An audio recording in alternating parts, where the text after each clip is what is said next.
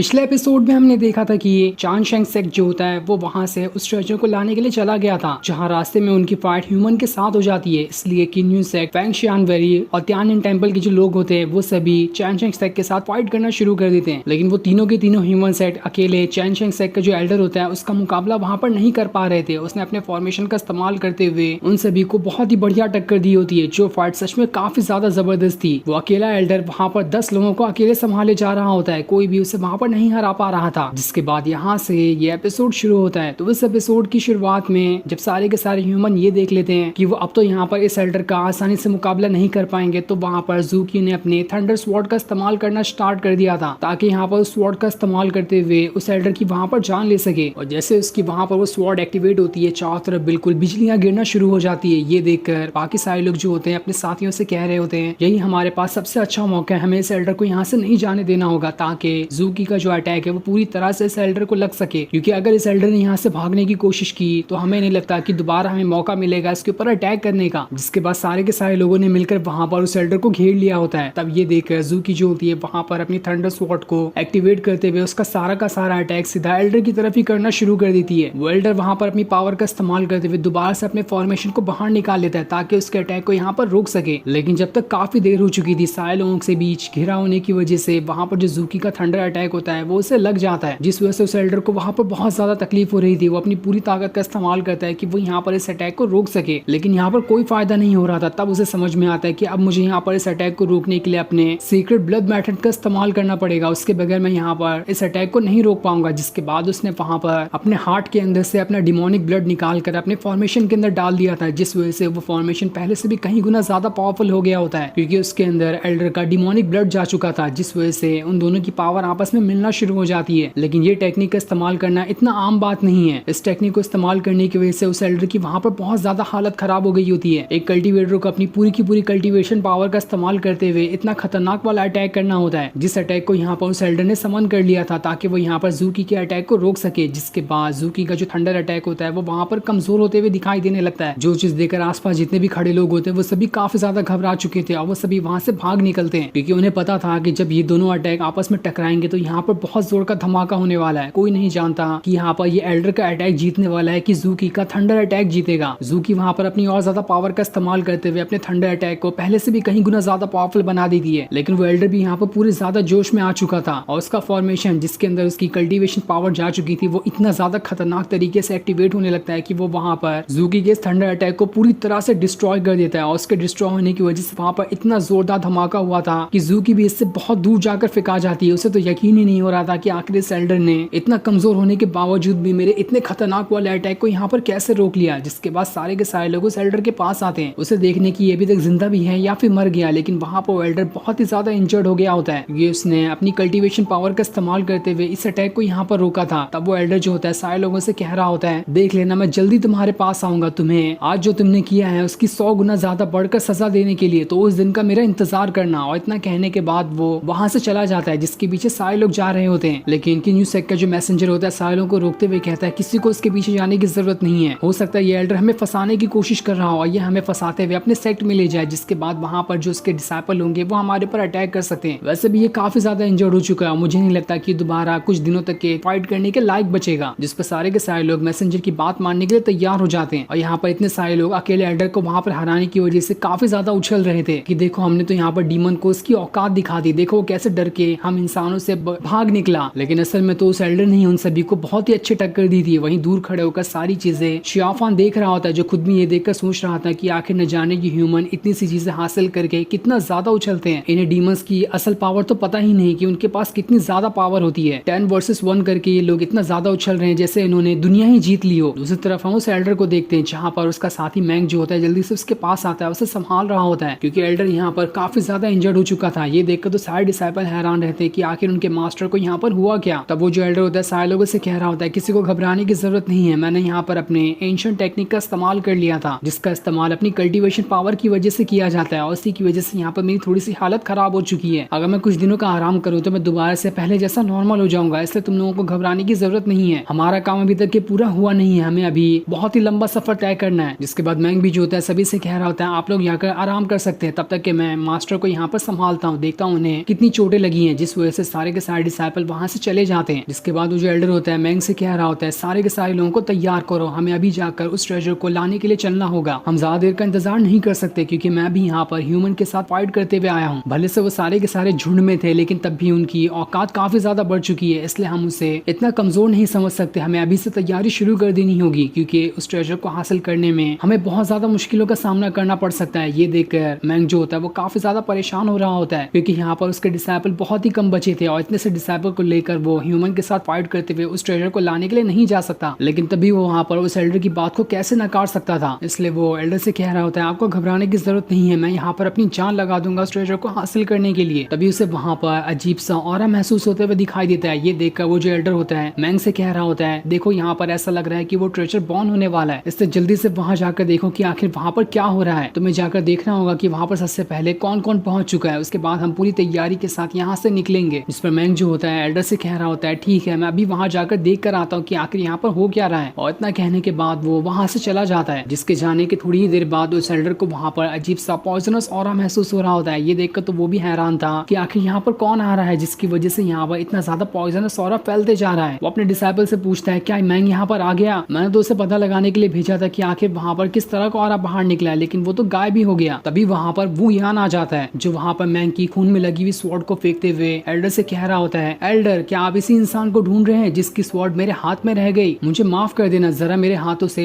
एक छोटा सा पाप हो गया जिसकी वजह से मैंने इस स्वॉर्ड वाले बंदे की जान ले ली है, इसलिए अफसोस कि आप उससे दोबारा कभी नहीं मिल पाओगे। वो बेचारा तो मुझे जानता तक नहीं था, अब बिना मतलब के अपनी जान से हाथ धो बैठा। ये देखकर तो वो एल्डर भी एकदम ज्यादा हैरान था। वो यहाँ से कह रहा होता है तुम जानते हो कि तुमने यहाँ पर कितना बड़ा गलत काम, तुमने मेरे सेट के सबसे खास इंसान की यहाँ पर जान ले ली है, इसका अंजाम तुम्हारे वांडू सेट को भुगतना होगा। जो सुनकर वो यहाँ जो होता है एल्डर से कह रहा होता है अरे नहीं नहीं ऐसी कोई बात नहीं है, आपको क्या लगता है कि इतना घटिया और इतना घिनौना काम हमारा वांडू सेट कर सकता है, नहीं ऐसे तो बात ही नहीं है, हम भला आपके सेट के किसी डिसाइपल की जान यहाँ पर क्यों लेंगे, हाँ लेकिन जान लेने में मदद तो किसी की कर सकते हैं ना। इसके बाद वहाँ पर जुई की जो बड़ी बहन होती है वो आ रही होती है और इसका हमें यहाँ पर नाम भी बताया जाता है कि इसका नाम पिंगियर है और उसने यहाँ पर मैंग की जान ली थी जिसकी मदद वो यान ने की थी और दोनों ने मिलकर यहाँ पर मैंग को मार डाला। पेंगर यहाँ पर आने के बाद सारे लोगों को अपने जादू की वजह से हिप्नोटाइज करना शुरू कर देती है और उसको देखते ही जितने भी चांशंग सेक के वहाँ पर डिसाइपल थे वो एकदम मदहोश होने लगते हैं। ये देखकर तो जो एल्डर होता है उन सभी से कह रहा होता है पागल हो गए हो क्या, कैसे भी करके इस पेंगर की आंखों में देखना नहीं, ये तुम्हें हिप्नोटाइज कर देगी लत। लेकिन तब तक के काफी सारे डिसाइपल उसके वश में जा चुके थे, इसलिए वहाँ पर वो एल्डर खुद ही अपनी पावर का इस्तेमाल करते हुए उन सभी की वहाँ पर जान ले लेता है। उसके बाद पेंगर जो होती है वहाँ से एल्डर के पास आती है और उसे जलाते हुए कह रही होती है एल्डर क्या आपने मुझे पहचाना, ऐसा तो हो ही नहीं सकता कि आप मुझे नहीं पहचानेंगे, आप तो मुझे अच्छे से पहचानते होंगे, आपने तो बड़ी ही आसानी के साथ हमारे सेट के एक डिसाइपल की जान ले लिया और उसका सारा का सारा इल्जाम वांडू सेट के ऊपर लगा दिया। मैं तो सबसे पहले वांडू सेट के इस वू यान के पास ही गई थी उससे कहने के लिए कि आखिर उसने हमारे सेट के डिसाइपल की वहाँ पर जान क्यों ली, लेकिन तब मुझे पता चला कि असल में उसकी जान लेने वाला कोई और नहीं बल्कि आपका ही सेट था, इसलिए जान का बदला जान, मैंने यहाँ पर मैंग की जान ले ली। तो बताइए यहाँ पर हमें अपना मामला रफा दफा कर देना चाहिए कि आप यहाँ पर किसी और की भी जान देने के लिए तैयार हैं, अगर तैयार है तो बताइए, हम भी यहाँ पर लाशों के ढेर पर चलने के लिए पूरी तरह से तैयार हैं। जिसके बाद वहाँ पर एक खतरनाक एंट्री करते हुए शियाफान आ जाता है जिसके आते ही पूरा का पूरा चांद एकदम लाल हो गया था और चारों तरफ उसका डिमोनिक ऑरा फैल गया होता है। ये देखकर तो एल्डर को समझ ही नहीं आ रहा था कि आखिर अब यहाँ पर कौन आ रहा है, जिसके आते साथ ही बिल्कुल यहाँ पर तूफान सा आ गया। जैसे शियाफान वहाँ पर आता है उसके ऑरा की वजह से चांशंग सेक के कई सारे डिसाइपल तो बस राख में बदलकर गायब होते जा रहे थे और उनकी सारी की सारी स्पिरिचुअल एनर्जी बस एक सेकंड के अंदर ही शियाफान अपने अंदर एब्जॉर्ब किए जा रहा होता है। जिसके बाद वो वहाँ पर अपने स्टिक को बाहर निकालते हुए कई सारे डिसाइपल को घसीट कर वहाँ से एल्डर के पास ही बढ़ रहा होता है ताकि यहाँ पर जितने भी लोग बचे हुए उन सभी के अंदर अपना खौफ पैदा कर सके। और होता भी ऐसा ही है, उसकी तो शक्ल ही देखकर वहाँ पर सभी लोगों के पसीने छूट चुके थे। तब इस चीज को देखकर वो एल्डर कह रहा होता है तो अच्छा अब मुझे समझ में आया कि तुम तीनों के तीनों डीमन सेट मिलकर मेरे चांशंग सेट को यहाँ पर खत्म करना चाहते थे, इसीलिए तो तुम तीनों ने आपस में हाथ मिला लिया। बढ़िया, बहुत बढ़िया, लेकिन तब भी मैं यहाँ पर अपने सेट को संभालने के लिए अकेला यहाँ पर खड़े रहूंगा, देखता हूँ आखिर तुम लोग यहाँ पर मेरा क्या ही बिगाड़ पाते हो। तब वो यान जो होता है एल्डर से कह रहा होता है मरने वाले को इतना ज्यादा जुबान नहीं चलानी चाहिए वरना अंजाम अच्छा नहीं होता है। जिसके बाद वो वहाँ पर अपनी पावर को एक्टिवेट कर लेता है और उस वजह से वहाँ पर वो एक घेरा बना देता है जिस घेरे के अंदर वो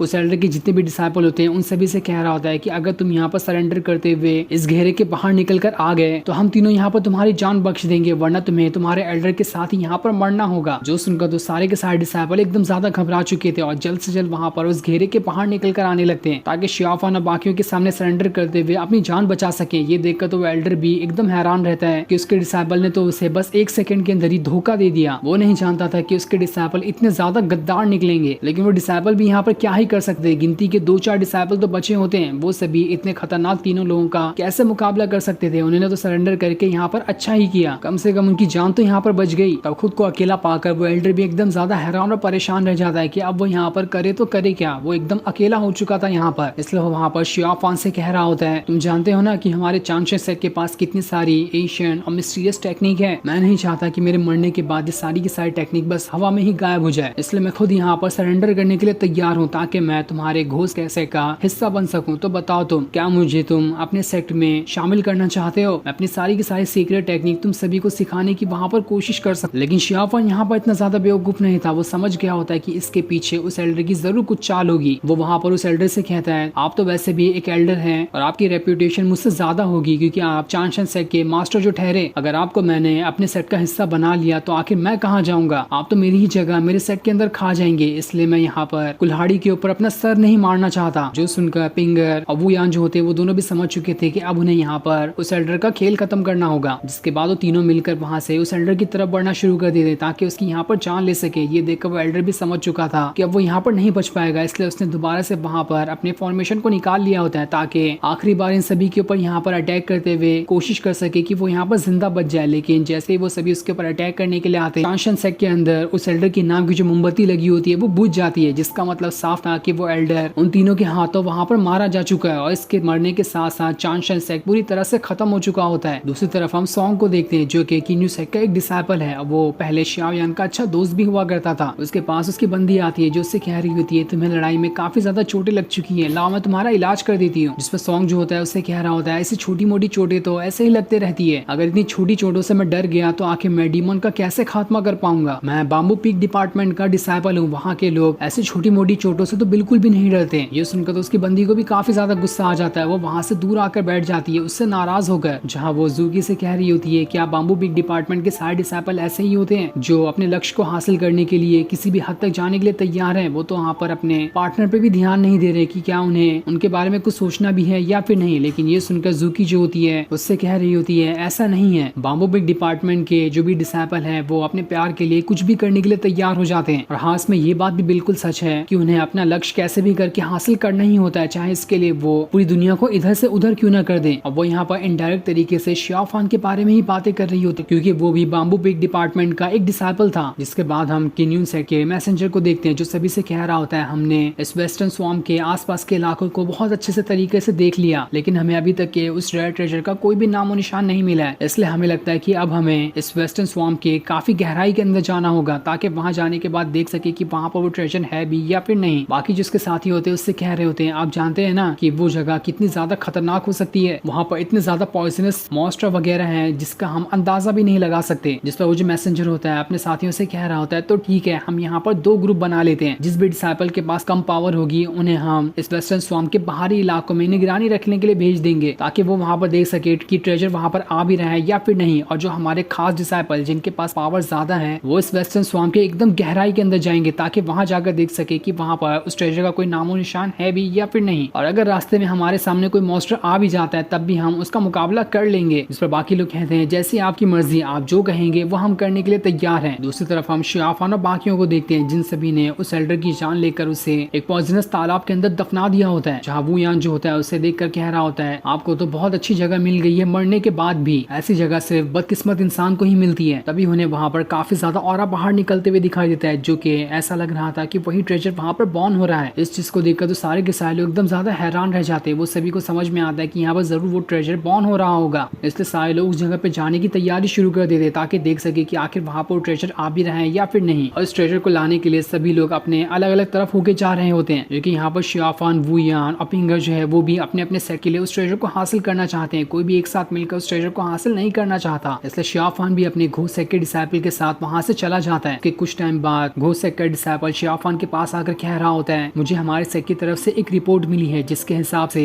अजूर ड्रैगन और सुजाको दोनों कुछ टाइम पहले इस वेस्टर्न स्वॉर्म के अंदर आए थे यहाँ की तलाशी लेने के लिए, लेकिन हमें नहीं पता कि उन्हें वहाँ पर क्या मिला। ये सुनकर तो शिया फान भी हैरान रह जाता है। वो अपने डिसाइपल से कहता है, इस बात को तुम यहीं तक दबा के रखो, किसी और को इस बारे में पता नहीं चलना चाहिए। तुम आसपास के इलाके में अच्छी कड़ी नजर बना के रखो, देखो कि कौन उस ट्रेजर को हासिल करने के लिए सबसे पहले आगे बढ़कर जाता है। इसके बाद शियाफान वहां से आगे बढ़ रहा होता है, जहाँ जाते हुए वो वाइल्ड डॉग को देखकर ये कहता है, अगर तुम जिंदा रहना चाहते हो तो यहाँ से चले जाओ, वरना तुम नहीं जानते कि ये जगह कितनी ज्यादा खतरनाक है। ये जगह कुछ ही मिनट के अंदर तुम्हारी जान ले सकती है। ये देखकर तो वाइल्ड डॉग जो होता है शियाफान से कह रहा होता है, आखिर तुम्हें कब से मेरी फिक्र होने लग गई, मैं जहाँ जाना चाहूँ वहां जा सकता हूँ, मुझे तुमसे डर नहीं लगता, तुम मुझे रोक सकते हो क्या? रोक सकते हो तो रोक कर दिखाओ। इतना कहने के बाद वो गुस्से में वहां से चला जाता है। दूसरी तरफ हम न्यू सेक्टर बाकी सारे लोगों को देखते हैं जो सभी वेस्टर्न स्वाम्प की काफी गहराई के अंदर आ गए होते हैं, और यही जगह जो है काफी सारे खतरनाक मॉन्स्टर का ठिकाना है। एक बार कोई यहाँ पर आ जाए तो जल्दी यहाँ से नहीं जा सकता, क्योंकि यहाँ के मॉन्स्टर ही इतने ज्यादा खतरनाक है। जहाँ आने के बाद उन्हें काफी सारा पॉइजनस ऑरा महसूस हो रहा होता है। ये देखकर तो सभी हैरान थे कि जरूर यहाँ आसपास कोई खतरनाक मॉन्स्टर होगा जिसका ही इतना ज्यादा पावरफुल पॉइजनस ऑरा हमें महसूस हो रहा है। इसलिए सारे के सारे लोग अपनी पावर का इस्तेमाल करते हुए वहां पर एक प्रोटेक्शन शील्ड बना लेते हैं, ताकि इस पॉइजनस ऑरा से अपनी जान बचा सके, क्योंकि अगर इतने खतरनाक ऑरा के अंदर उन्होंने यहाँ पर सांस ली तो उनकी सांस लेते साथ ही यहाँ पर जान जा सकती है। उसके बाद सारे के सारे लोग धीरे धीरे करते हुए वहां से आगे बढ़ना शुरू कर देते हैं, ताकि अचानक से वो मॉन्स्टर वहां पर आकर उनके ऊपर अटैक ना कर दे। लेकिन जाने से पहले फेंगशियान वैली के जो लोग होते हैं वहां पर किसी तरह का निशान बना देते हैं, लेकिन अभी हमें नहीं बताया जाता कि आखिर इस निशान के पीछे उनका क्या इंटेंशन है। वहीं हम दूर खड़े फॉर्चून टेलर और जोई को देखते हैं, जो खुद भी वहां पर उस ऑरा को देख रहे होते हैं, जो कि उस रेयर ट्रेजर के अंदर से बाहर निकल कर आ रहा था। इस चीज को देखकर वो जो फॉर्चून टेलर होते हैं वो कह रहे होते हैं, डीमन सेक्ट में ही आपस में ही काफी ज्यादा दुश्मनी बढ़ते जा रही है, ऐसा ही रहा तो वो दिन दूर नहीं जब सारे के सारे डीमन आपस में ही फाइट करना शुरू कर देंगे, तब जो तबाही आएगी उसका तो हम अंदाजा भी नहीं लगाया जा सकता। और इसी के साथ साथ तो यहाँ पर ये ट्रेजर भी बॉर्न होने लग गया है, जिस वजह से यहाँ पर ह्यूमन भी आएंगे। कुछ नहीं कहा जा सकता कि आखिर डीमन और डीमन और उसके साथ ही साथ ह्यूमन, इन तीनों के बीच में जो फाइट होगी इसमें आखिर कौन बाजी मारेगा। लेकिन ये बात कंफर्म है कि इन तीनों की लड़ाई की वजह से ये दुनिया बिल्कुल उस तबाही की मोड़ पे चली जाएगी, जो कि आज से 10 साल पहले हुई थी। तभी वहां पर जोई को वाइल्ड डॉग आते हुए दिखाई देता है। ये देखकर तो वो हैरान रह जाती है, लेकिन वाइल्ड डॉग तो उसे देखते ही शर्मा जाता है, वहां से जाने लगता है। लेकिन अब जोई जो होती है उसके पास आकर उसे उसका अम्ब्रेला दे रही होती है, जिसे देते हुए उससे कहती है, इसे अपने पास रखो, पिछली बार आपने मेरी मदद की थी और मुझे लगता है कि आप यहाँ से काफी दूर जा रहे होंगे, रास्ते में अगर आप भीग गए तो आप बीमार पड़ जाएंगे, इसलिए आपको आपका छतरी वापस ले लेना चाहिए। जिसके बाद वो उसे उसकी छतरी देकर वहां से चली जाती है। ये देखकर तो वो जो वाइल्ड डॉग होता है अंदर ही अंदर काफी ज्यादा पिघल गया होता है, उसे समझ ही नहीं आ रहा था कि आखिर वो करे तो करे क्या, क्योंकि उसे जोई बहुत ज्यादा पसंद आ चुकी थी। इसलिए वो खुशी खुशी उस अम्ब्रेला को अपने पास ही रख लेता है। दूसरी तरफ हम उसी वेस्टर्न स्वाम्प के एकदम डीप का सीन देखते हैं, जहाँ पर सारे के सारे डिसाइपल आगे बढ़ते जा रहे थे, क्योंकि वहीं कहीं आसपास से वो ऑरा बाहर निकला था, जो कि उस रेयर ट्रेजर के अंदर से बाहर निकल कर आया है। वहां आने के बाद त्यानिन टेंपल के जो मॉन्क होते हैं सभी से कह रहे होते हैं, ये जो पॉइजन का ऑरा है बहुत ही ज्यादा खतरनाक है, हमें इससे जरा बचकर रहना होगा। लेकिन फेंगशियान वैली के जो लोग होते हैं वो कह रहे होते हैं, ये तो खाली एक ऑरा ही है, इससे हमें क्या ही फर्क पड़ने वाला है, हमें ऐसे ही करते हुए इस वेस्टर्न स्वाम्प के और डीप के अंदर जाकर देखना चाहिए कि आखिर वहां पर ट्रेजर बॉर्न हो भी रहा है या फिर नहीं। जिस पर न्यू सेक्टर का जो मैसेंजर होता है उससे कह रहा होता है, तुम्हें इतनी ज्यादा बड़ी बेवकूफी करने की कोई जरूरत नहीं है, तुम नहीं जानते कि ये जगह कितनी ज्यादा खतरनाक है, अगर हमने जरा से भी एक भी गलत कदम उठाया तो इससे हमारी जान भी खतरे में आ सकती है। हम यहाँ पर अपनी जान गंवाने नहीं बल्कि उस ट्रेजर को लेने के लिए आए हैं, इसलिए सारे कदम तुम्हें फूक फूक कर रखने होंगे। जिसके बाद वो सभी दोबारा से आगे बढ़ना शुरू कर देते हैं। लेकिन जैसे वो आगे बढ़ते हैं हम वहाँ पर एक बहुत ही बड़े खतरनाक और पावरफुल स्नेक, जिसके अंदर से इतना ज्यादा खतरनाक और पावरफुल पॉइजनस ऑरा बाहर निकल रहा था, और वो स्नेक यहाँ पर इतना ज्यादा बड़ा होता है कि वहाँ पर जितने भी ह्यूमन खड़े हैं वो उसमें से एक ह्यूमन उसके दांत के बराबर होगा, जिसे देखकर तो सभी के पसीने छूट जाते कि आखिर यहाँ पर ये कौन सी मुसीबत आ गई। वो स्नेक सच में वहाँ पर बहुत ही ज्यादा बड़ा था, जिस वजह से सारे लोग एकदम ज्यादा घबरा चुके थे। और ये सीन दिखाते ही ये एपिसोड यहीं पर एंड हो जाता है। Thanks for watching.